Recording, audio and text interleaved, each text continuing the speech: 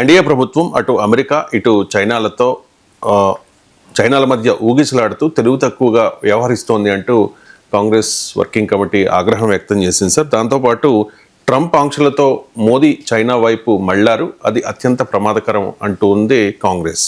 America జబ్బు కంటే China మందు అత్యంత ప్రమాదం అనేది కాంగ్రెస్ వాదన. ఏమంటారు సార్? అమెరికా దూరమై చైనాకి ఏమి దగ్గరైనట్టు కనబడ్డా అమెరికాకి దూరం కాలే మొదటి పాయింట్. ఇప్పుడు ఇవాళ పత్రికల్లో కూడా వచ్చింది, అమెరికా నుంచి పెద్ద ఎత్తున ఎనర్జీ కొనబోతున్నారు అని. ఆల్రెడీ పత్తి పైన 11% దిగుమతి సుంకాన్ని తొలగించారు.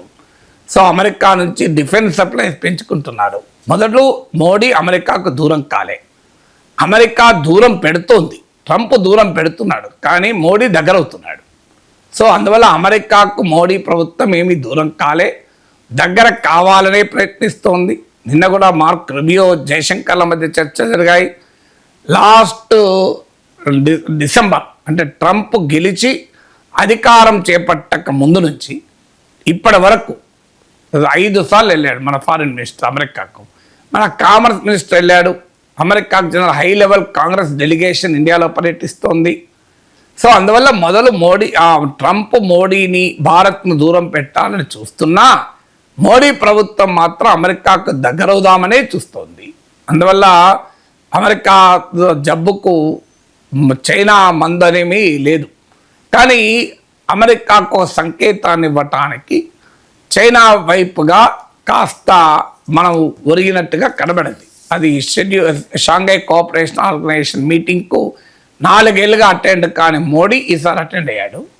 జిన్పింగ్ పుటిన్లతో గ్రూప్ ఫోటోలు చూశాం, కానీ ఇది వాస్తవంగా ఒక మంచి సంకేతాన్ని పంపదు. ఎందుకంటే పొజిషన్ స్ట్రెంగ్త్తో చేస్తే సంకేతం, ఇది పొజిషన్ వీక్నెస్తో చేసినట్టు కనబడుతుంది క్లియర్గా.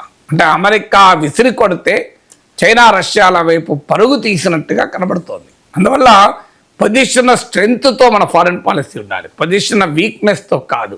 అన్ఫార్చునేట్లీ ఇది పొజిషన్ వీక్నెస్తో ఉన్నట్టుగా కనబడుతోంది.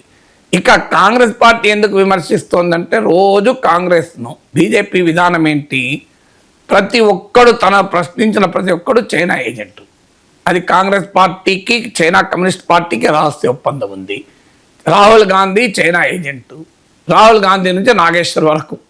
ఇప్పుడు నేను కింద నా దగ్గర కామెంట్ పెడతారు చైనేశ్వర్ అని. నేనేం చైనాకు అనుకూలం, ఏనా ఎన్నోసార్లు విమర్శించిన.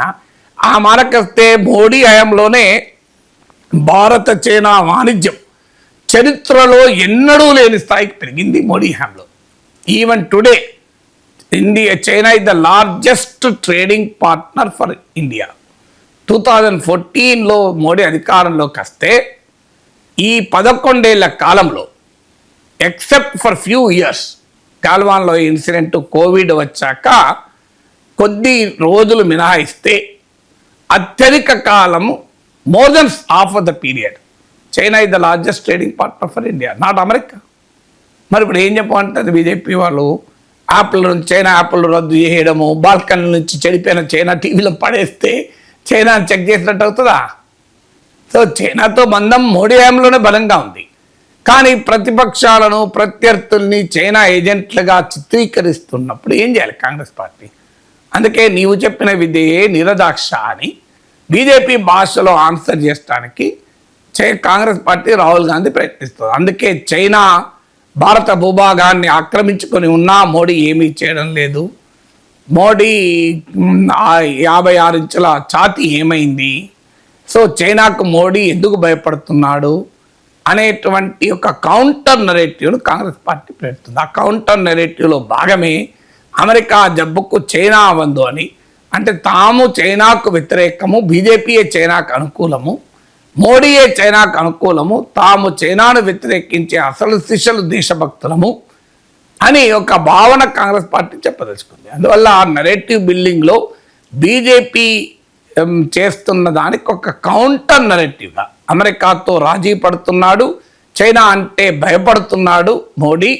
కానీ అమెరికా చైనాలతో ధైర్యంగా ఎదుర్కోవాలి, అందువల్ల స్ట్రాంగ్ లీడర్ అంటే అది అని నరేంద్ర మోడీ విశ్వగురువు నరేటివ్ని, Narendra Modi BJP strong leader నరేటివ్ని పంక్చర్ చేయడానికి కాంగ్రెస్ వ్యూహాత్మకంగా ఈ మాటలు మాట్లాడుతుంది.